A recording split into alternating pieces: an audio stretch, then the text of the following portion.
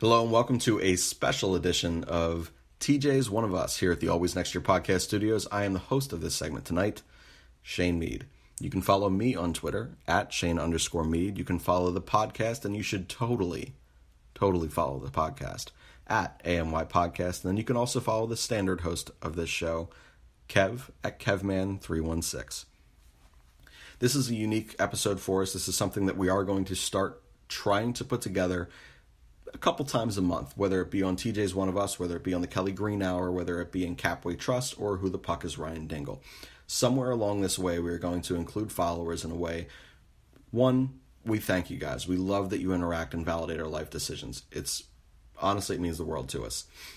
I do want to take a moment, too, because some of the guests that we will have on this show tonight are guests who followed us on our original blog 2 years ago. And I got to say, I went back and looked at, so we started, for those of you who don't know, we started as a blog. We didn't start podcasting for, I would say, 6 to 8 months. And we were garbage, so I don't know why you were reading us. But the fact that you were and the fact that you've hung around and stuck this out, that's awesome. Thank you so much. We'd like to think that our product now is significantly better than what it was when we began 2 years ago as just a written blog. But you have followed us over from that original written blog into our new revamped website, which is www.alwaysnextyearpodcast.com. We appreciate that you continue to email us in questions and respond that way. We've met a lot of you, so you guys do still text us and email us on our personal accounts, which is pretty cool too. And then a bunch of you do obviously follow us on our Twitter account now and interact there. But this segment is going to be specifically to get our fans and followers out there and to get their opinions heard to the remainder and rest of our audiences as well.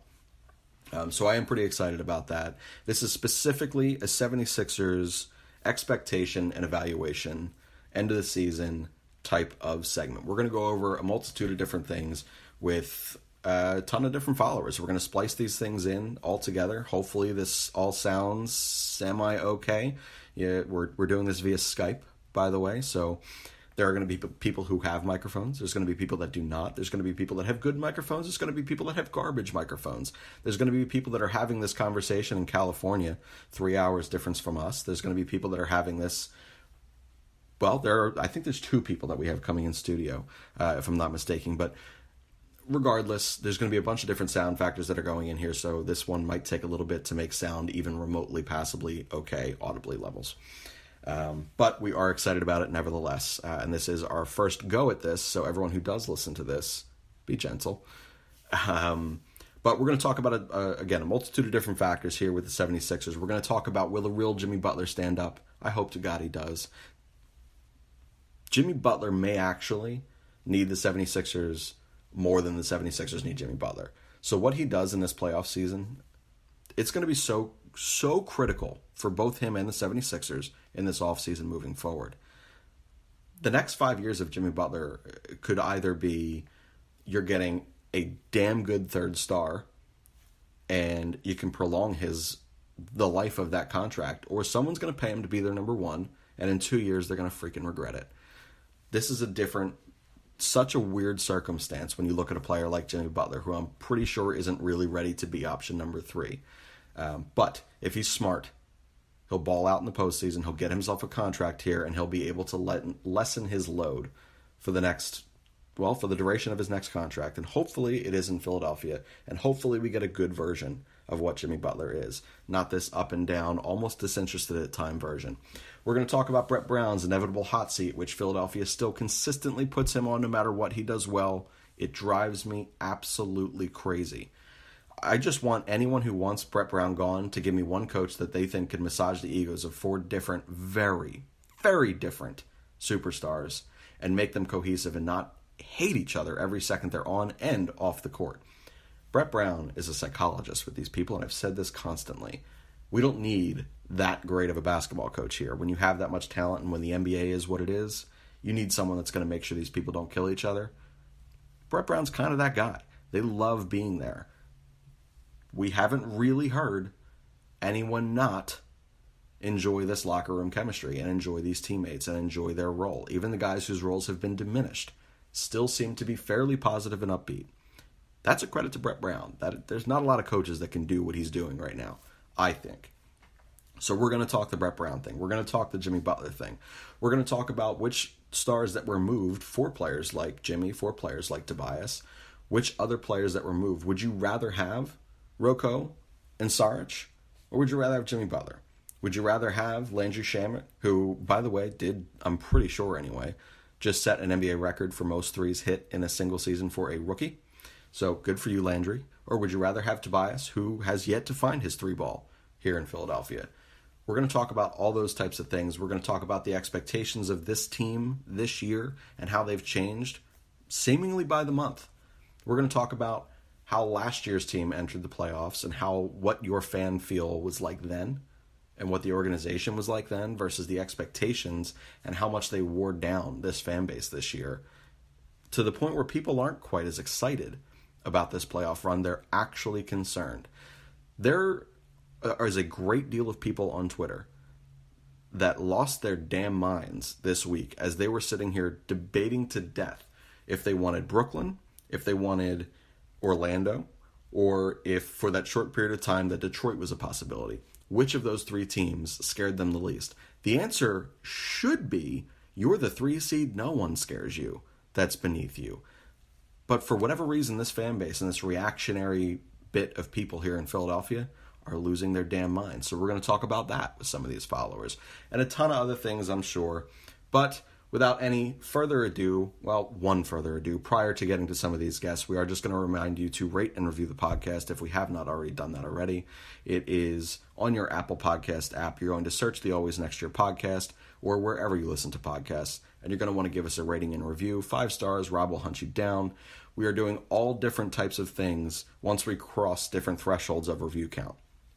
So if you give us the next written review with actual substance, you get an autographed photo of Rob's face, which is hilarious. It should be on every fridge in America. He's a beautiful man. You're going to want that. We're doing ticket giveaways. We're doing merchandise giveaways, whether it's t-shirts, phone cases, things like that. We are doing autographed memorabilia. We are... I have to sing Wagon Wheel because I've lost a bet to Rob. So... And that one's actually coming up, so we're right around the corner of that review count, which is just awful. And then if you want to save a life, if you want to do the right thing, tell all of your friends and family to rate and review our pod. At 150 reviews, Steve, Whiskey Schmitty, Baby Steve, will go sober for a month. So I'm not applying pressure to anybody, but if you want to save a life, if you want to do the right thing, Whiskey Schmitty will put down the bottle. Put down the bottle. Jesus, you think I've been one drinking. Steve will put down the bottle for a month and go totally cold turkey sober. And if you want an angry segment, you're damn sure going to get an angry segment that month out of Steve. So no pressure, saving lives. Get us to 150 reviews and you'll save Steve. But we're going to jump into it now. We're going to take a quick short break as I sit here and transition into some of these guests.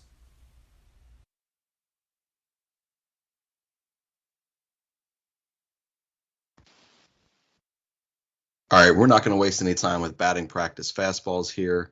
We're jumping right in for this one. We're going right with the Brett Brown hot takes. And for that, we have someone whose patience is running just a bit thin. We have Ryan. Ryan, first of all, how are you today? I'm doing good. How about you? I'm doing well, man. So you have said prior to our recording here that you are a guy who was very pro Brett Brown throughout the process era. And over these last 2 seasons, your patience is beginning to wear thin. Yeah. You know, here at the Always Next Year podcast, both myself and my team are very pro Brett Brown, but we're giving this out here for all of our followers, all of our fans. We're letting this floor open up a bit. So why don't you tell us a little bit about why your patience is running thin here on Brett Brown? So Brett Brown, yeah, as you said, he's always been my guy, but like during last postseason and this regular season, he's always been he seems to struggle with time management towards the end of the game, and during some of these games, like against, for say, like the Hawks, they lost 3 out of 4 games against them this year because of time management, or the team didn't seem prepared and they went out there and played down to the competition instead of blowing them out as they should have. So I just feel like he's not preparing his team enough against these bad teams, or And when they actually play good against the good teams, it's the players playing better than the coaching. They are actually playing for each other instead of for the coach. So that's an interesting take, because I've actually always had the opposite thing here. I've always said with the NBA more so than any other sport, I don't think coaching matters all that much. The final few minutes of the game, as you mentioned, that's certainly coaching. That's putting your players and your team in the best position to succeed in that moment. But in any other sport, you have guys with significantly lesser egos than what we have seen in the NBA and what Brett Brown has had to deal with. And you've already mentioned that you watched throughout the entire process era. Mm-hmm. You saw the garbage that we ran out there night in and night out. You saw what he had to deal with.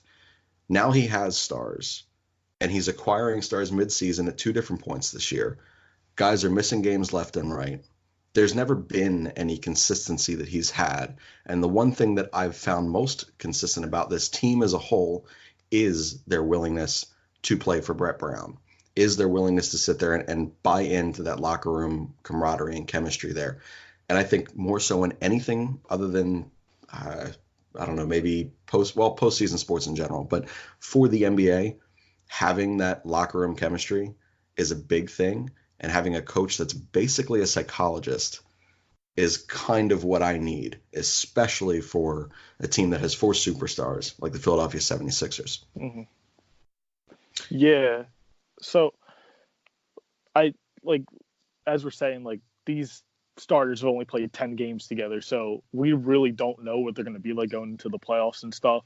And after the news yesterday, if you heard the Elton Brand interview with, the press conference where he was talking about how he doesn't know if Joel Embiid is going to be ready for the postseason. Yep. So now we're going to have to see Brett Brown do a little bit more coaching with the other three stars like Ben Simmons and Jimmy and Tobias, and especially the bench, because the bench needs to play a lot better than they have through the season. So there's going to have to be more toughness in Brett Brown, pushing the players to play up to their potential going into the series against the Brooklyn Nets.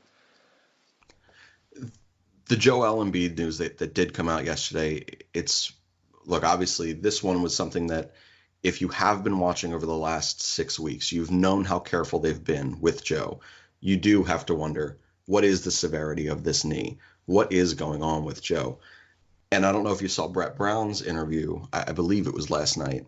After the game? He was very dismissive and short. He was very, and he's always been, a guy who was given the opportunity to sit there and give those medical updates, and he's had enough. He's done with it.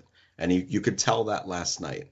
There's a bit of frustration that's coming across his desk each and every morning when he doesn't know who is available to him ever. His rotations are constantly changing. Those matchups are constantly changing. And what you're going to ask of any player on any given day is constantly changing. I find that his job as a coach is incredibly difficult. And again, this is coming from someone who thinks that coaching in the NBA is probably your least valuable coaching in terms of any type of sport outside of those final 3-4 minutes of a basketball game. Mm-hmm. But his job's difficult. If you take a look back in the process eras, which I am going to talk about that with you in just a moment, because there are very few of our followers who followed during that mess of time. And I appreciate the fact that you actually have. So thanks for that. But if you think about it, you mentioned it. These starters have played 10 games together. That's pretty damn hard for a coach to sit there and make this new starting five mesh for 10 games, especially when 4 of them are bona fide all-stars.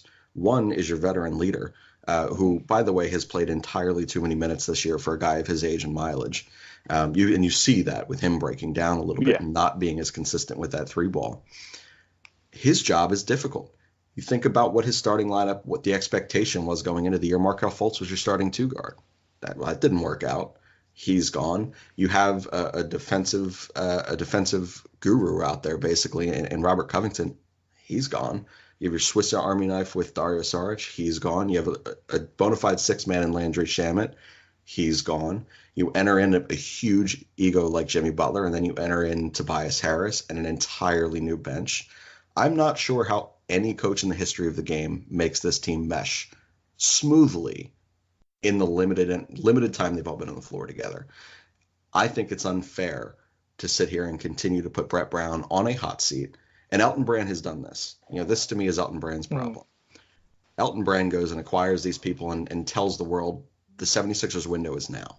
We are speeding up this process window right now by shipping out process guys like Rocco, like Dario, like Landry with this year's draft. And that puts pressure on your coach, and the fan base recognizes that. That to me is a problem.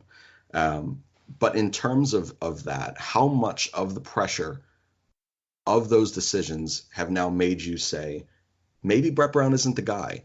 Is it because your expectation is this team was going to take such a massive leap this season? Or is it because you believe Brett Brown, as a coach, should not make the fundamental mistakes that he makes night in and night out? So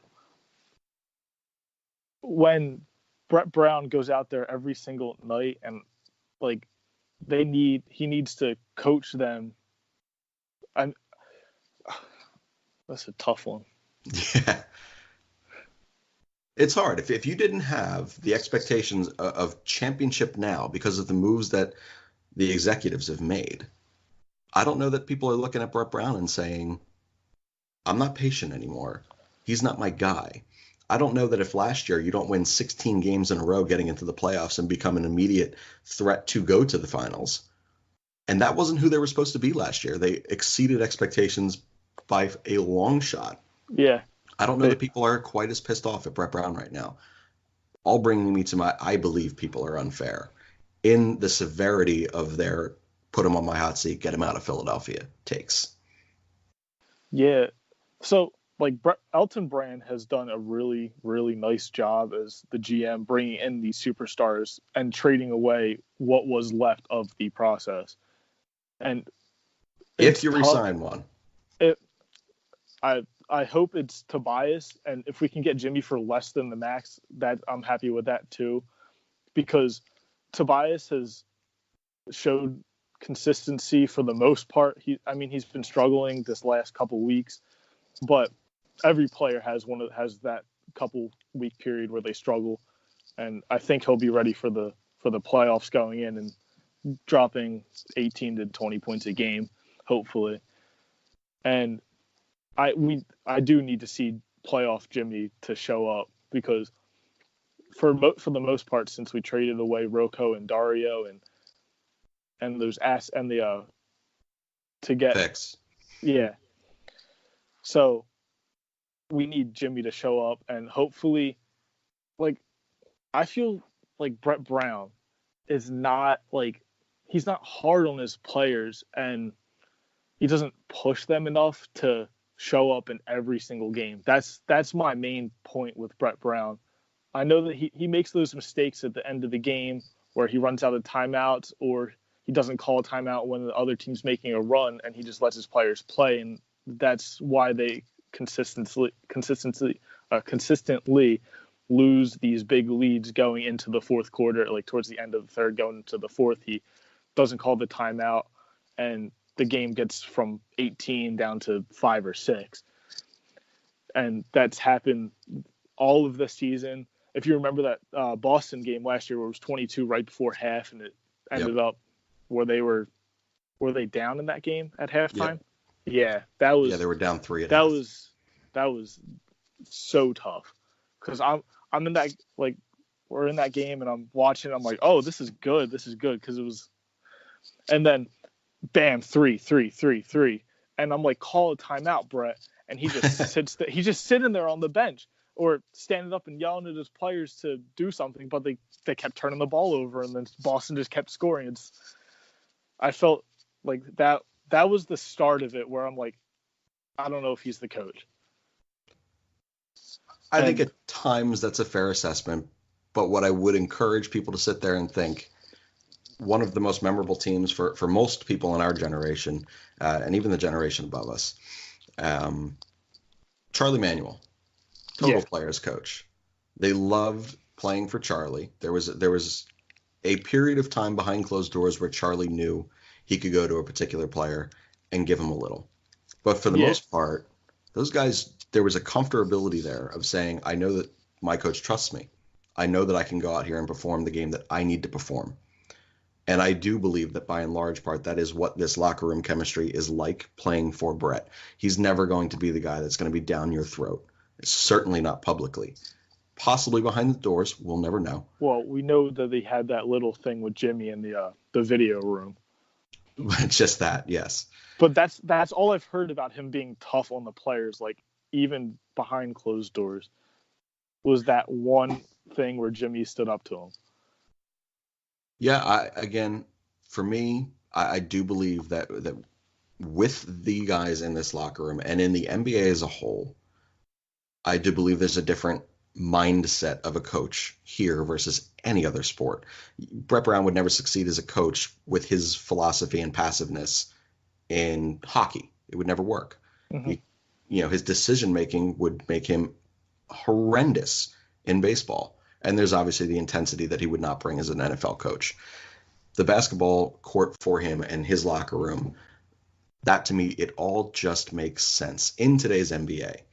But we're running out of time on your quick segment, and I did want to circle it back just because I am such a fan of the fact that you were a fan of the worst years in NBA history. Absolute worst years of NBA. Yeah. I need to know. Poor time. So I loved the process era. I had an immense amount of fun watching this product happen. It was maddening as hell. It was intriguing. It was, and you knew what the end game and what that result could be, and now we're seeing that flourish now. But if you could bring back one player from the process era of any of those 4 years, who's your guy?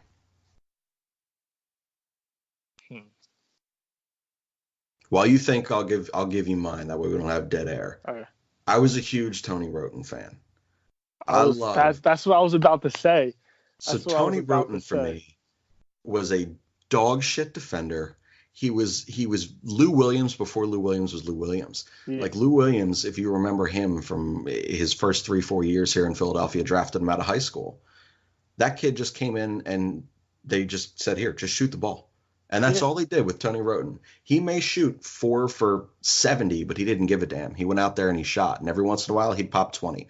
Most people won't remember this, but he did lead the 76ers in scoring one year, which is hilarious to me. And I'm pretty sure the year that he did it, he was the sixth man. I would love Tony Roten off the bench on this team. Love it. He'd be able to get us – he'd be that spark off the bench. You know how – TJ's been the spark off the bench the last couple of years when he comes. It's why we've named the segment after him. Yeah, it's so nice to have that spark. And honestly, the guy that I would bring back is Robert Covington. Myself when I played, I was a 3-and-D player, I kind of relate to him, and I like he would always get in the way of the passes. Always, he'd lead the league in tipped balls, and then he could run down the court and drain 6 threes if he needed to on any given night. Yeah, for me, and all of our listeners will remember this. I had a segment with Kev, the guy who typically hosts our TJ's One of Us segment, completely defending and encouraging all of Philadelphia to get off Robert Covington's ass, and saying that he is a damn good basketball player and very, very valuable to the 76ers. 48 hours later, he was shipped off for Jimmy and made that segment completely devalued, which was a damn shame because that was the best argument I ever had. So I approve. Robert Covington and Tony Roten, if I could put them back on this team in any capacity, I would certainly do it. I'd take Robert Covington and Tony Roten, throw them on the bench over Mike Scott and definitely Jonathan Simmons. Definitely Jonathan Simmons is a joke. He's garbage. We did not get what we needed out of Jonathan Simmons, but that was a necessary move. The 2 bench players that I would keep are Bovey, because he's just so giant and he can hit threes he's a role specific guy. He can't get more than 5-8 minutes a night and he gets exposed. I love him, but he's not a guy. He's a fan favorite, but I'd keep him. And then James Ennis has been really good off the bench in the time. Quietly. He's quiet. He comes in there quietly, drops 8 to 10 points a night, and he's pretty good on the defensive side. But since he's had that quad contusion, it seems like the bench hasn't really done anything. Yeah, and as a result, and we have another person coming on in a bit who will talk a bit of the Zaire, but we may be seeing a kid who has 4.5 games under his belt of NBA basketball, Playing playoff significant basketball. playoff Yeah. minutes, Yeah. and and he's a guy who, look, his shot is dog shit too, but it is significantly better than what it was coming out of college. He's Yeah. changed the angle and the arc line, and that's great, but he's not a real shooter. But for his defensive presence out there and his athleticism, that to me, I look at him very much so like a hybrid of Andre Iguodala and Robert Covington. Like if you put Mm. them together, you get Like Zaire he's with a got higher the upside. like the defensive IQ of like Robert Covington and the athleticism of AI or Yep, Andre Iguodala, not AI, but the Andre other AI. Iguodala. Yeah, the worst AI. That's not true. He was one of my favorite Sixers of all time. Um, but Ryan, man, it's been awesome having you on. I do really Yeah, appreciate it. We'll get you on again in some of these segments, I am sure. But thank you again for coming on for TJ's One of Us. you're welcome. It was really fun. I enjoyed it. Good, man. I'm glad. All right, thanks. Have a good one. Take care.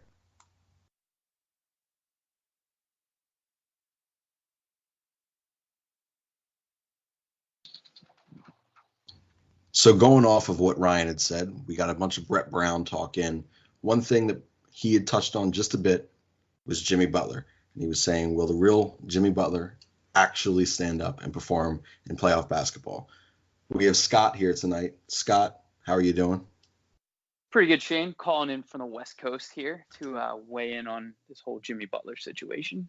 I know. I'm super pumped that I have someone on the West Coast, one who listens to us. That's fantastic, which shows you just how real we are here with the Always Next Year podcast. But we do appreciate you coming on. So one of the things that you had chosen that you wanted to talk about was the Jimmy Butler thing. Um, he has obviously not been what was advertised to us. Um, for a multitude of different reasons and factors that can go in. There's mileage on that Tom Thibodeau minutes that give for 6 years of his career, 8 years of his career. Yeah. What's your expectation of Jimmy Butler here in these playoffs? Which Jimmy Butler do you think is going to show up? Well, I think the beauty of the Sixers team right now is Jimmy Butler is the icing on the cake. We don't actually need him to do anything other than play great defense. But with that said, I think this is what we can expect from Jimmy Butler in the playoffs. The first round, he's going to come out a little slow. He hasn't been playing a whole lot lately. But he will have one game where he puts like 27 points up on the board. And that's all we need from him. Defense and one game where he shows up and plays big. I don't think that's too much to ask for a guy with the massive contract and massive set of expectations we had on him coming into the year. So one thing that I sit there with the Jimmy Butler thing, and you mentioned the contract, and obviously the goal with that trade was to re-sign him. Mm-hmm. I would say, and I mentioned this to Ryan earlier on a call, I would actually make the argument that at this stage of his career, with the mileage on him, while Jimmy Butler has no intention of being anyone's third fiddle, he may need the 76ers more than the 76ers need Jimmy Butler, which makes this playoff series well, however many series we go, that much more important for Jimmy to really show up, show out, and just completely ball out. Because again, a guy with that kind of mileage and minutes with his frame, he's so strong. He's built like a power forward. It's insane. That guy, who wherever he plays basketball next year and beyond, whoever gives him that 4 or 5 years, whoever ponies up a max contract, which he should not get, is going to regret that in 3 or 4 years. If he stays in Philadelphia and he truly wants a championship, he's going to have Joel Embiid. He's going to have Ben Simmons. We believe that the person that is more likely to be signed in Tobias Harris, but you'll have three people there, younger, with less mileage on them, that can help propel you to an actual championship. You don't have to be number one. You don't have to be number two. There are going to be nights, just like you mentioned, in this first series, you're expecting 27 points on one of those games and really stellar defense. If Jimmy wants that contract and he truly wants to win championships, is there a better home for him than Philadelphia on this next contract? I honestly don't think there is. And this is part of, to hit on a little bit, you guys had said you're talking about Brown before. This is where Brett Brown has been exceptional, is handling players. and handling the controversy surrounding someone like Jimmy Butler. So if you remember, many times throughout the year, Jimmy Butler, had said something not nearly as exclamatory as he used to, but said something similar to, I need to be more I need the offense to be more focused on me, not used to not running a pick and roll kind of offense. And Brett Brown responded to that, didn't take the bait and flip out and, give everyone on Twitter or ESPN what they want. And he was like, you know what? We can do a little bit of pick and roll. It's not really how my offense works, but for Jimmy Butler, I'll do that. And Jimmy seems to be genuinely happy with Ben Simmons and Joel Embiid. Is that all for show? Maybe. I don't know. The guy's a chameleon, so we don't really know what he's thinking. But I could not agree with you more. If he wakes up, in the off season, hopefully after the Sixers win a ring or, get damn far in the playoffs, he might realize, all right, this is my best shot of winning. This is where I can be a huge member of the team. The city has embraced him, probably more so than we even should have, given his past. And I hope that he comes and plays because he has fit in well. He has not played up to my expectations. However, I would love to have him back. I don't think we're going to get that. I don't think we could be so lucky, but you never know. So I'm so glad that you mentioned the Brett Brown thing, and that was kind of my point when I was speaking with Ryan earlier. In the NBA, more so than anything else, your coach honestly just needs to be a psychologist, someone to massage those egos, someone to make these pieces fit together. The NBA is full of guys who have more power than any other athlete in sports. They do have those egos. Everything is about image. Everything is me, me, me. I'm not saying every player is that way, but the overall feel of the NBA player as a whole is image. It's just that appeal. Brett Brown, what he's been able to do without deviating from what his identity is and what his ideal identity for the 76ers is, he has integrated Butler and Butler's system when it's necessary, when it's needed. We know the fourth quarter Jimmy. We know that the ball is going to be in his hands in those crucial and critical moments because he still, for right now, is the one guy that can beat you anywhere on the floor. I know his three ball's struggling. I know that range isn't quite there. But for whatever reason, in that critical moment of the game, give him the basketball, and I have the utmost confidence in whatever he's about to do. Yeah, there were, I think, maybe 2 weeks after he got traded to the Sixers, and we were all kind of confused but excited about it. I think there were 2 games where he hit a 3 in the last, 10 seconds or something like that, if I'm correct. And there was 2 buzzer beaters, yeah. Yeah, exactly. So there's one spot he has on the court. I don't know if you remember back in the day, Kyrie. Full House.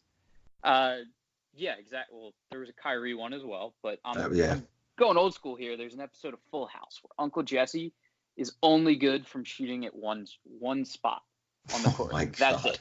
it. Literally no value anywhere else. Looks like an idiot. I mean, John Stamos isn't a basketball player, but the feel of the episode was put him on that one spot. He's going to make the shot. That's exactly how I feel about Jimmy Butler. Now, obviously, I expect way more than him to just stand there and hit that shot. But at the end of the game, you couldn't have said it any better. I want him standing there. I want him to get the ball. I want Joel Embiid to come up and set a hard pick, or we might not even need that depending on the time. And I know Jimmy Butler is going to make that shot. And there's a lot of value in having that kind of confidence in someone. So for me, in kind of catering to Butler's identity as a basketball player and his expectations within, whether it be with the Philadelphia 76ers right now or at any point during his career, finding a way to make him happy and to give him that picture and security of, hey, this isn't just for this series where I need you to be this player, where we're going to cater to your skill set and to cater to what it is that you need to thrive. But we want to give you the confidence that you have the ability to do this going beyond. I've mentioned it, earlier just now with you. I mentioned it earlier with Ryan. I do genuinely believe Jimmy Butler needs the 76ers. He needs the 76ers like Bryce Harper needed Philadelphia. In order for him to thrive at the end of his career, and I don't think that he's going to go much beyond his next contract because of the mileage he's already got on him, because of the physicality with which he plays, he needs this environment. What I do worry about is, you mentioned it earlier, we haven't quite seen that caricature Jimmy Butler who goes out there and is a total pain in the ass. We haven't really seen that. He's had a few moments where he sits there and he's made those offhanded comments. We see a few moments here and there that he shows frustration on the court, but we haven't really seen Jimmy Butler be Jimmy Butler in that particular aspect. Do you have any concerns going into this playoff series that Jimmy Butler almost may do so to a detriment of the team and to a detriment to Brett Brown and the chemistry that may be on that floor? I don't, and I don't for two reasons. Number one, the NBA loves to hate Jimmy Butler because of the tough persona that he puts up, and that crazy thing that he did in Minnesota where he just told the whole team that he was better than them in practice. Didn't Best score thing a I've ever single heard. point. Oh, it was incredible. He didn't score a single point in that scrimmage, by the way. He just owned everyone and passed the ball off and beat the starting lineup, I believe, with just guys Third stringers from the D League. Yeah. Who does that? I mean, with that said, he's a man of his word and he plays that way, but because of that, the NBA needs a villain. They want him to be that villain. I don't think he's going to do that with us. I think if he said the smallest thing, the media would blow it out of proportion, and he knows that at this point. He's not a rookie anymore. He's experienced. The other reason I believe that he's not going to do that is because, yeah, the NBA is it's a place where everyone has a giant ego. It's a me league right now. But when push comes to shove, all of those guys, they want to win a championship. They want to be the one that's the hero for their city. They want everyone to love them. They want the endorsement deals. They want to be, just a hero. And they're not going to do anything to prevent that dream. So Jimmy Butler's not going to be an idiot and have a crybaby moment in game 3 if they lose and, they're 2-1 in the first series and, the city's like a little upset with him or something, maybe misses a big shot. He's not going to get behind the mic and just tell everyone to go fuck themselves. That's not a Jimmy Butler move. That's not an NBA player move. And we would all be disappointed if he did something like that, but I just don't think there's a place for it. So I've always loved that about Jimmy Butler. I've always found that when he is at his best, no matter which stop it's been throughout his career, it is when he is exercising that fuck you mode. He's very Kobe-esque, and I'm not saying that in a, Jesus, this is the second time on the segment I've had an alarm go off, and all of our listeners are going to hate me. Jesus Christ, that is loud. Sorry about it. Very regimented dude over there. Oh, absolutely. Yeah. Look, hey, we ran late today. But Jimmy does have that kind of Kobe-esque, just fuck you mentality. He gets on the court and he's a bad dude. You said he is the NBA's villain. They do love to villainize players. Russell Westbrook, he's that way too. Kevin Durant now, which he did it to himself because he's a jackass. But he's an idiot, the point is he is an idiot. But the point is that's marketability for this game. And in a city like Philadelphia, I think it's marketable here because we love to be hated. We thrive off that as a city. It doesn't even matter. Go ahead and say whatever the hell you want. And a player like that kind of embodies what this city is. And just like you said, he does still have the wherewithal to know when I get up on the mic after one of these post games, I know where to draw the line. I know what to say. I know what not to say. I know what I can say behind closed doors. And at this point, we've seen it. We've seen him interact with guys on the bench like TJ. We've seen him interact with, superstars like Joe and Ben. There is a respect and understanding there, and I think he understands who he can go to in particular ways. Jimmy Butler to me is so we've been floating about it on our normal TJ's One of Us segment, who is the X factor of this team in this playoff run, because the team right now, the starting line's played 10, 11 games together, 12 maybe. Like, they don't have that identity as a starting unit yet. And I don't know that Brett Brown exactly has the rotations mapped up in a way that makes sense to him. But one thing you do have is you have a superstar who's done it before, like Jimmy Butler. And I'm super stoked to sit there and see him put this team on his back as the X factor that will ultimately sit there and propel him. Look, I'm not as scared about the first round as some people are. I think people are insane to sit here and have the amount of fear that they do. but I do have a ton of trust and respect for what Jimmy Butler can do in the most critical and crucial of moments in a basketball game, in a series, and in a season. Yeah, One thing. Go ahead. I could not agree more with the sentiment. When push comes to shove, he has to be the X factor. Yeah, obviously Joel Embiid's the most important player in the team, but what you're going to get out of him to a certain degree. I mean, I'm happy that a lot of the team has experienced a little bit of playoffs before, last year, but Jimmy Butler is the most experienced. He's the guy that we're most comfortable with, and we need him to come through. Like I said, for that one game that he comes out and wins, and luckily we're at a spot where we have 4 studs in the starting lineup, that if they all show up once, guess what? You win a series. So I'm excited about it. I'm not worried about him at all. I think we're in for a hell of a first round and a second round and a third round. So there you go. So I asked Ryan before we get to a final thought here and expectations and things like that. I asked Ryan, so he had mentioned, and I know, obviously known you forever. You watched the Sixers even throughout the process eras of just total garbage basketball. Yep. I found something, oddly romantic and satisfying about seeing that product out there, as bad as they were, knowing what was coming, and then to see it come on so quickly last year. The success they had last year was not supposed to be, which makes this season that much more exciting. And it got me to sit here and thinking, damn, all those process era players, first of all, 90% of them aren't in the league. Then there are a few guys who have made it out.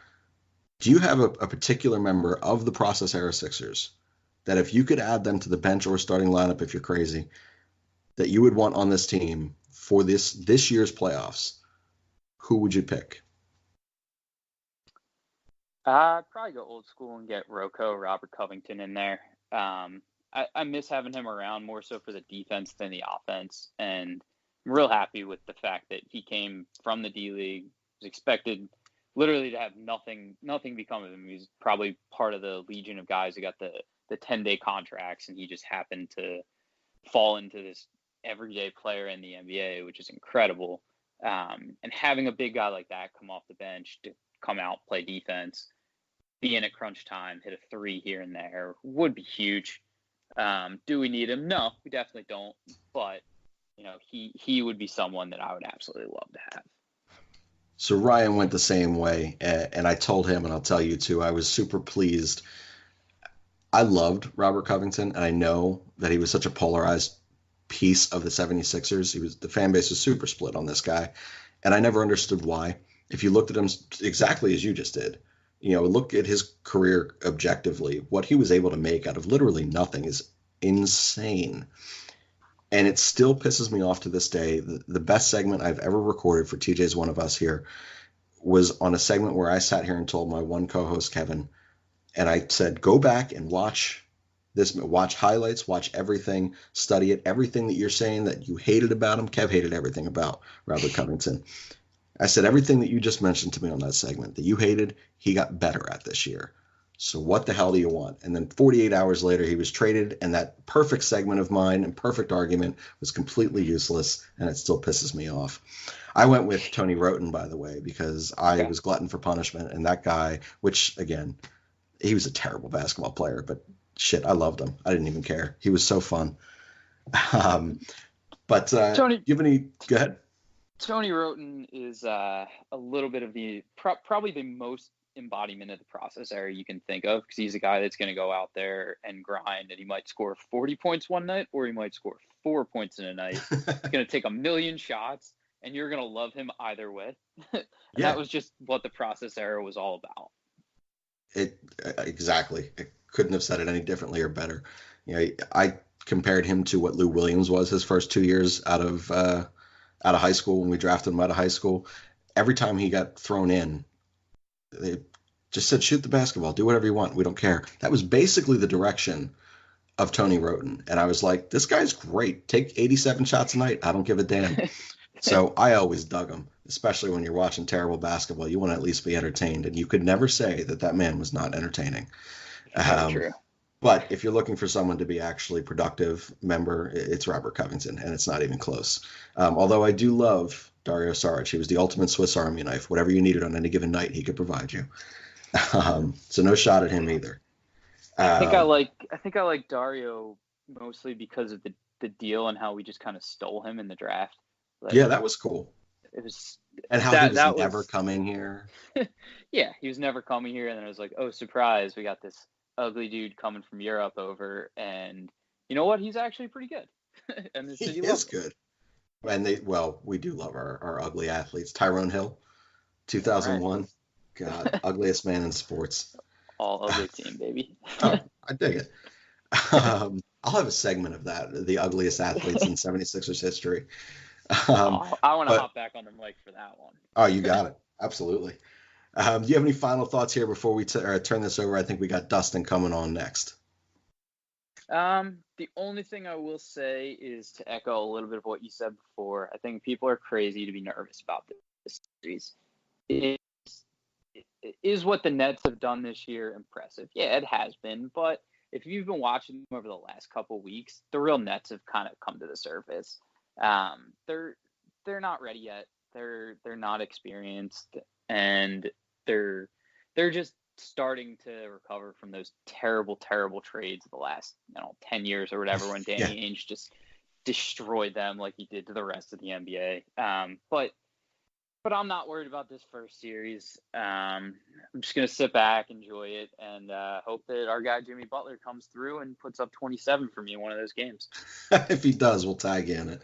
Sounds good. But yeah, look, I just before you go, I can't agree more with that. So my biggest thing has consistently been when you have 4 superstar level players, 3.5 superstar level players, and then albeit streaky right now, he's got a ton of mileage on him too, and JJ. It doesn't matter what your bench situation looks like. You have way more weapons. And not all 4 of those guys are going cold ever again. We're not seeing another 12-minute score drought like we did in Orlando. So this team has entirely too much star power to be truthfully concerned going into a first round against the Brooklyn freaking Nets. That's a joke. Beyond that, you can have a little bit of concern there. Toronto's legit. This might be the first time Toronto's actually a playoff team. I know they've had a bunch of first, second, and third seeds over the last decade and a half, but there is no worse playoff team in sports than what they are, except maybe the World Series Rangers of back-to-back years. That was atrocious. But the Celtics I think that's a reasonable concern, and I do think that a 7-game series with Milwaukee is a concern. So, we'll see how things go. The good thing is we won't see Boston until the conference finals, and by that point, hopefully Joe's knee is right and everyone's kind of clicking. Yeah. But Scott, dude, it's been awesome having you on. We'll definitely have you on again. I do appreciate it. Sounds good, Shane. It was great hopping on the mic, and go Sixers. Hell yes. Just shortly, we'll be back on, and we will kick it over to Dustin.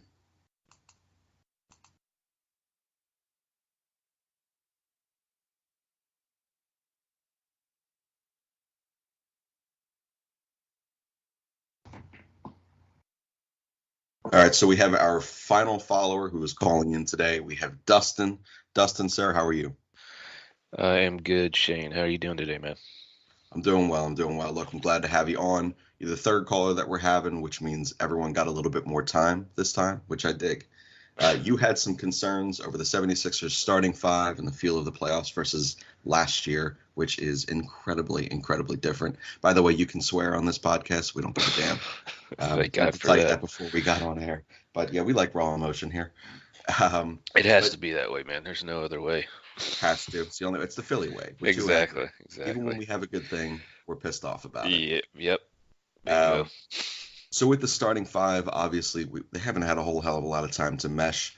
Injuries, rest times, rotations that just haven't made sense yet. Biggest concern. We're going to start with this one. MVP caliber center can't take care of his body for shit. The team hasn't exactly managed him very well. Joel Embiid and that knee. What is your concern with that? The biggest concern is we don't know. It just seems like nobody's being up front with it. We don't know what the hell's wrong with his knee. And it's tendonitis, supposedly. Is it worse than that? Does it need scoped? At this point, there's no going back. Seems like he's got to either play through it or we're basically screwed. I mean, and he's the focal point of this whole team. The offense, the defense, everything revolves around Embiid. And shit, I mean, if he's not going to play, I mean, we could lose to anybody, and the Nets could easily take us out, in 5 games. So I guess we'll see today what the deal is, if he's going to give it a go. If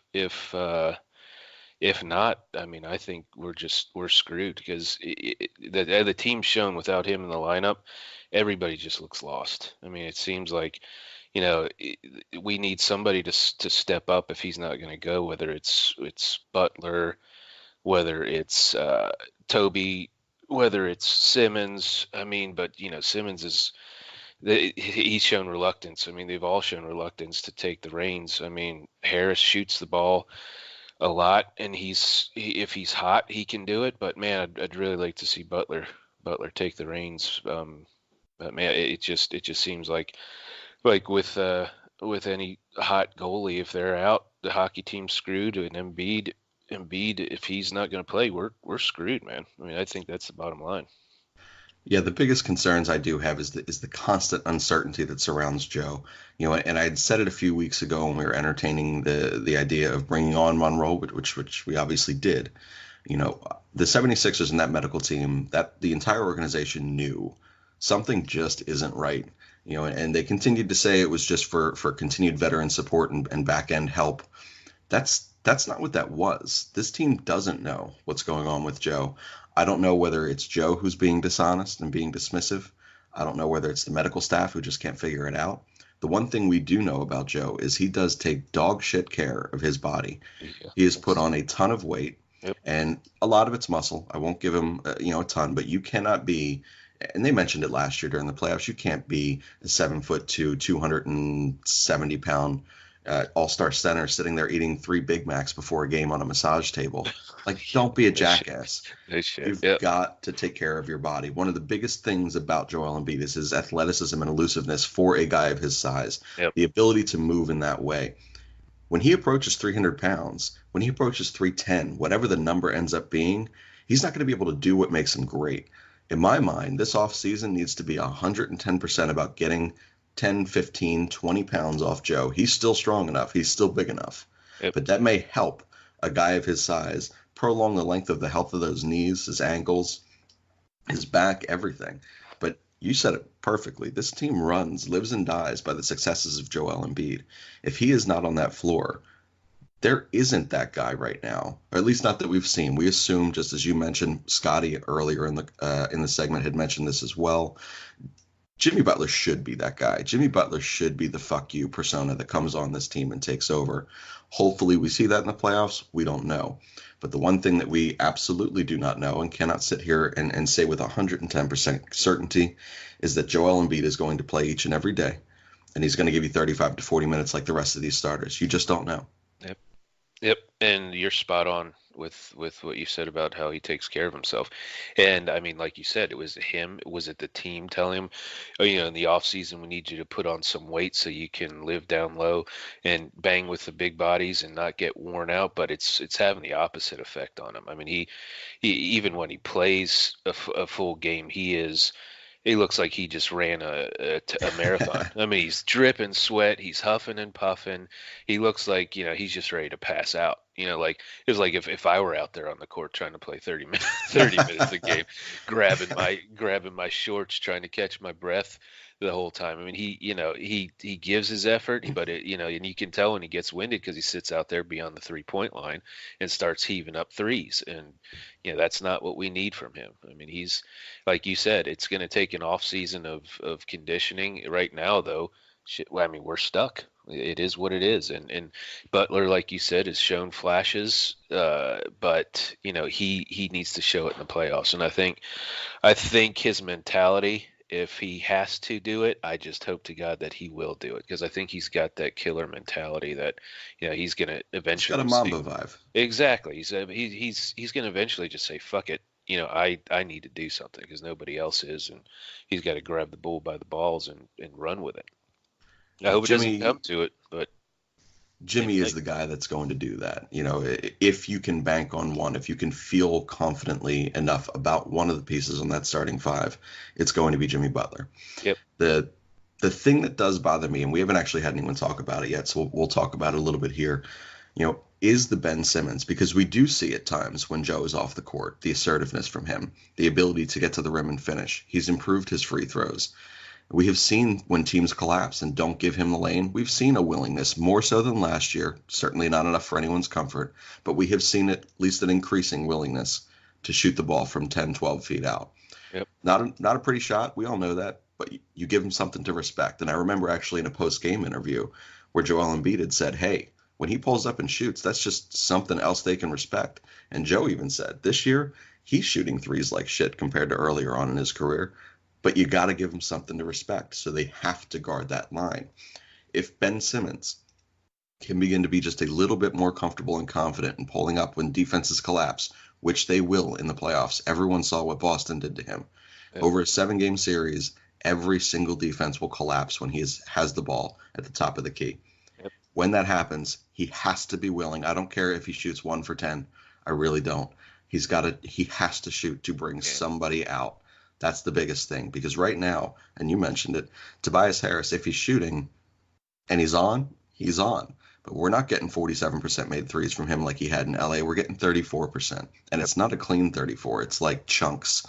JJ Redick, he's 108 years old, and he's played a gajillion minutes this year, who didn't find any damn rest. If there was any member of the starting five, it probably should have been your 36-year-old small forward, or whatever the hell he is, shooting guard. Who knows anymore?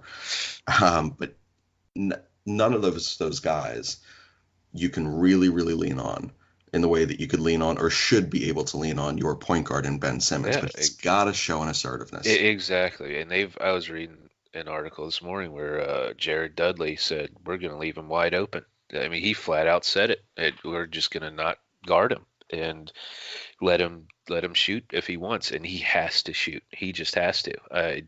I was hoping to see some of that this year, and it just seems instead of a wide open jump shot, he'd rather, start driving the lane and take some sort of funky off angle turnaround that has no prayer of going in. He'll get one to fall here and there, but it's the most bizarre thing I've seen, and you just wonder if it's the Sixers staff that's just screwing these guys' shots up completely. Because if you go back and you watch, like highlights of Simmons in high school and heck, even in college, he had a smooth looking jump shot. I mean, he's what you'd expect a power forward size guy to shoot percentage wise, but he had a smooth looking jump shot. And the thing that happened with Fultz too, it's like, you wonder if these guys are dicking with their shots too much and it's just getting in their mind and making them just completely sideways, like turning their brains around and thinking like, shit, I can't shoot. They're telling me I'm shooting wrong, my form's wrong, my stroke's wrong, so I'm just not going to shoot. It's bizarre, but like you said, he needs to shoot, or they're just going to collapse, and there's going to be nothing down low. Yeah, it's a very valid argument to sit there and think that maybe there is something with the tinkering of the shoot or shot instructors in the Philadelphia 76ers organization and what these guys are trying to do. Now, obviously, they're not sitting here and they're not trying to adjust things that they don't see. Hey, this does need adjusting. But maybe with a guy like Fultz, who seems to be a complete mental midget, that kid, yep. He was never going to take constructive criticism from anyone. No, he is so fucked in the head. Yeah. Ben Simmons, he just may not have the attitude and persona that says, like, no, I'm comfortable shooting this way, which is all I really need him to do. You mentioned We've seen highlight videos of him in high school and in college. I'm not prepared to say it's the smoothest shot that I've ever seen, but it is a hell of a lot smoother than what he's shown at the NBA level. Exactly, yep. Just shoot the basketball the way that you want to shoot it. That's fine. That's all we're at. I'm not if they're trying to move your elbow in a particular direction, fuck it, I don't care. Just tell them no. Yep, exactly. Go out there and shoot the basketball. Do what you need to do. But in this playoff series, and however far we go in this year's playoffs, I do believe that it'll be about as far as a Ben Simmons jump shot can take us, which is a horrifying thought. I'm not saying that he needs to go out there and shoot 50 shots a game. That's certainly not the case. Right. But he's got he has to make them respect that. And if that's not the case, then Brett Brown has a lot of planning to do. And it would almost have to go so far as to say, as Ben Simmons can never bring up the ball as your point guard. It has to be Jimmy Butler because you have to keep the floor spread. Yep. And there's nothing wrong with that. I'm not saying that's what I would do long term, but for these playoff series, it may behoove you to throw him down at the 4 and just let him command the paint. That's okay. Agree. Because then he would never have to shoot. Which sucks because you love his playmaking ability. I mean, his court vision, his passing is amazing. He just. If he's not going to shoot, though, you have to take the ball out of his hands. You have to, and use him more as a down low 4 or something like that. So, I just don't know if it's the coach or if it's him that just won't shoot. I mean, is Brown telling him, shoot the ball, just shoot it. He's got to be the one that tells him, look, I don't give a shit if you miss 5 in a row, but shoot 5 in a row. If they leave you wide open, within 13, 15 feet, just shoot it. Shoot the ball. It's not that hard. We saw it with Giannis. It's that guy. We gave him 7, 8 feet. Yep. And he confidently pulls up to the 3 line and he knocks one down in Al Horford's favorite spot. Yeah, no shit. Now, Giannis is a dog shit shooter. Oh, yeah. But he'll freaking shoot. And everyone makes you respect it. Exactly. Makes you respect it. Yep. Now, he knocked that down, and we didn't leave him 6, 7 feet open atop the arc anymore. Exactly right. All it takes is 1 or 2 to go in, and that opens things up. Yep. Just knowing there's a willingness there, and that's going to be the biggest thing. One of the other things with this starting 5 is the fact that they just have not played together on any type of consistent basis, and as it appears with a doubtful Joel Embiid for at least Game 1, potentially the series, it looks like they're still not going to be playing all 5 for a consistent amount of time straight. I think we're up to 12 games now where the 5 of them have played together. That's insanity. Unbelievable. What is your concerns having a 5-man, and look, they are star-studded. They have probably the top 2 or 3 starting 5 of any team in the playoffs right now, but they haven't played together. And Coach Brown seems to have an issue right now figuring out rotations for bench pieces that match up well when they do have to sub 1 or 2 of those guys out. What is your overall concern with the lack of time that they've had together? Or do you think that simply Kevin, one of our co-hosts on this show, is super confident because he believes that talent on paper wins in the playoffs? And he's not wrong, but it's hard to sit there and go against what we've seen now for a month and a half with these guys. Mm-hmm. What's your type of confidence level or concern that those 5 can mesh if they are all on the floor, or obviously minus Joel Embiid?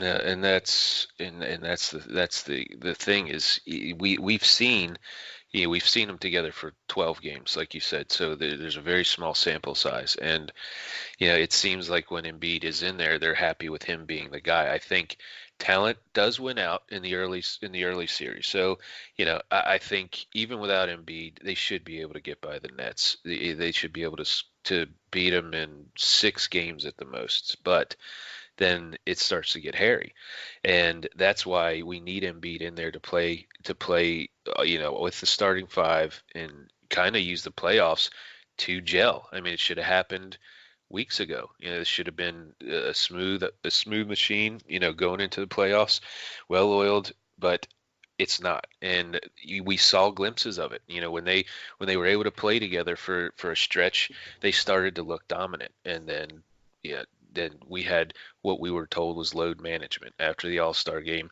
We had Embiid play in the All-Star game, which he shouldn't have. And, we've had Butler with sitting out. We've had Redick sitting out with load management. And, Redick needs it because, like you say, he's 100 years old and the guy just never stops moving.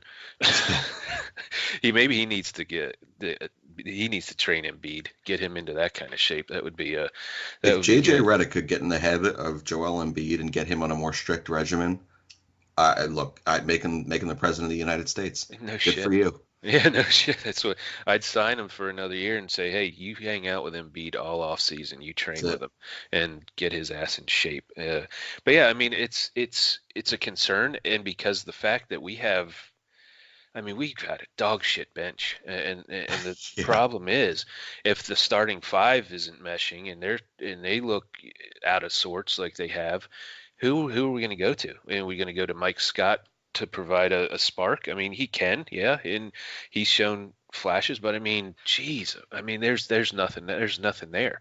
There's no, I mean, there's no little spark off the bench that you can consistently count on. You know, So I'm glad you mentioned the bench. So last year, the 76ers, they didn't add the sexy pieces, at the trade deadline or via buyout processes. They added Marco Bellinelli, who just got hot. He's not a very good basketball player, and they added Ersan Ilyasova, who is he's an okay basketball player, but he also just got hot. And what that second unit was able to do was to solidify perfect rotations for Brett Brown for the first time in his coaching career with the 76ers. And that alluded to 16 games in a row heading into the playoffs. First of all, we jumped ahead of schedule by doing what we did. And then by escaping the first round so easily and then taking Boston to, what did we take it, 5-6 games last year? I can't even remember. 5 games. Won that one. Yep. So last year there was such an excitement vibe. And I think a big part of that was the fact that it didn't matter 48 minutes on that floor. We were confident in the pieces that were out there with how they played together. And that's something that we do not have this year. We may have 4 superstars, 3.5 superstars, as I mentioned earlier on the call, in the starting 5, plus a true pro and a hot shooter when he's right in JJ Redick. And after that, you have a guy who's played 4.5 freaking NBA games in Zaire Smith. And I love Zaire Smith. I absolutely love him. Oh, yeah. Agreed. But Brett's not going to count on him. I mean, he's not even going to give a shot. You think? I mean, that's the thing I'm curious to see. And I hope to God you're right. But I just think about the struggles. The areas of struggles of this team. It's the ability to guard people on the ball. Exactly. Yeah. It's him. He's not a good 3-point shooter, but he will shoot it, and that's fine. He can get to the rim. His athleticism is insane. I do very much so think that, and this is a completely different thought than what we would have had a month ago. A month ago, we didn't think that he was going to dress for us at all this year. We were getting 18 different answers from 18 different people within the 76ers organization. I don't know how these people are confidently enough can wake up in the morning and wipe their own ass and be assertive about it. Yep. These people have no fucking clue. Yep. And now here we are a month later, 4.5 games into Zaire Smith's career, and he very well may be the 6th or 7th guy on that bench. Yep. And he might be playing versus what would have been 2, 3, 4 minutes a night. He may be playing 15 to 20. And that's a kind of a terrifying thought. Well, yeah, but it is, but then again, it isn't, because what are the other options? I mean, Jonathan Simmons. But that's the terrifying thing. That is our option. Right, and that's exactly. the problem. He's raw talent. He hasn't, he, like you said, he's got 5 games or whatever it is of experience, but in those 5 games, he's shown, like, look, I'm your best guy. I'm your best guy off the bench. With the defense paired with the offense. That's the thing that we didn't have last year. The Ilyasova and the Bellinelli's come off the bench and they could hit threes when they were hot, but that's all they gave you. I mean, they couldn't defend for shit. Ersan was a good rebounder. Marco Bellinelli was a streaky hot three ball, but neither of the two of them. JJ Redick when he's not in the game. That's what they were hoping out of him. And if he was hot, awesome. Which, hey, if Furkan Korkmaz wants to learn how to play basketball again, Philadelphia is so hot and cold on him. Yeah, no kidding. I don't even know what the plans are for him. He just none. It's bizarre. I don't get it. I can't even comment on that. I just don't. It just doesn't make sense. Yeah, he's a dog shit basketball player for anyone listening to this podcast. But before we sign off on this one, so I've asked the other two guys. Obviously you're a Sixers fan. We all went through the process era and the process years together. I found something a bit romantic about it because it's just this chase of greatness, and you knew once something clicked, and for us it was the Joel Embiid, Ben Simmons. Once that clicked, you knew how quickly that switch could flip, and it did for us. Here we are 2 years removed from what was one of the worst basketball seasons I've ever seen in my entire life, and we're a potential favorite in the East. That doesn't happen without those process eras. As awful as they were, They serve their purpose. If you could take any one player from all of the process years combined that you could add to this bench and you think would make an immediate impact for this year's playoffs, who would you take? The other two guys took Robert Covington, and I love Rocco, and that's great. But I can't have a third person take Rocco. So I took Tony Roten.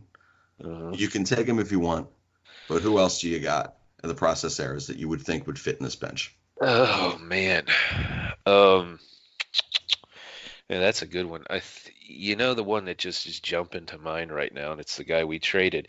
Now you're talking, we don't have to give the guys we traded back, right? Right. Okay. Right. Okay. But when I watched Shamit this year in LA, and watching him set the rookie record for most made threes and him shoot the lights out on a consistent basis, and just the hustle that kid gives you, I would love to have him coming off the bench again. Hell, I wouldn't even mind him starting, to be honest with you. He just, to me, has it. I think they got it right with him. It sucks that we had to, give talent to get that talent. And I hope to God that, they lock up Harris, and I hope to God he works out. But man, I would love to see him coming off the bench. Yeah, as a six-man sharpshooter, that would be me. The kid cannot play defense in the NBA, and that's one of the biggest reasons he wouldn't be a starter. But you said it, the way that he shoots that basketball, you want a JJ replacement when JJ's off the floor, there you go. He's probably at this point in his career a better three-point shooter, or a more consistent one than what JJ is, which is insane to think. Yep, and it's that spark, that when the five is flat, so you need somebody to give that spark off the bench like Lou Williams used to do. That's exactly what I compared him to. Yep, way back in the day, that's what he is to me. I mean, he's the instant offense. He comes off the bench and can just shoot the lights out, and he's consistent. From what I've seen this year, he's very, very consistent. He's not a streaky shooter. He's not hot and cold. When he's hot, he's red hot. But when he's cold, he's like 3 for 8. It's just like the guys. They got it right with that pick. It sucks that we had to give him up, but he's that instant offense off the bench that would just be sweet to have on this team. It certainly would. And it's like you said. I think that's what we're hoping Zaire comes in and does, and very well he could, but he's so raw right now and so young. You hope he does it. It's like you just hope he catches lightning in a bottle in the playoffs, but he's got to evolve into that role, I think. It'll take some time with Zaire, but we are out of time. Dustin, man, thank you for coming on. I appreciate it. I think we're going to have you back on for some Phillies talk when we do the Phillies segment of this as well. But yeah, we do appreciate it. And from earlier, we appreciate Ryan and Scott, who were the other two that came on for this episode of TJ's One of Us. This is something for all of our listeners. If you did not get the announcement earlier from this segment and from the ad segment that we had put out, this is a segment that we will be doing at least a few times a month. As an effort to sit there and get your thoughts and opinions out there actually on the pod. We do this via Skype, so it's very easy. All you have to do is to have a Skype account in 5-10 minutes of your time. So anytime you would like, you can just follow us at the podcast Twitter. It's at ANYPodcast. You can also follow me, the host of this segment, at Shane_Mead. You can either DM us there, you can DM me on mine. If you want to be on one of these segments, we'd love to have you. We don't care what your qualifications are. Just come on and talk some sports. That's going to be it. Be sure to rate and review the pod. Again, this was TJ's One of Us here at the Always Next Year podcast studios.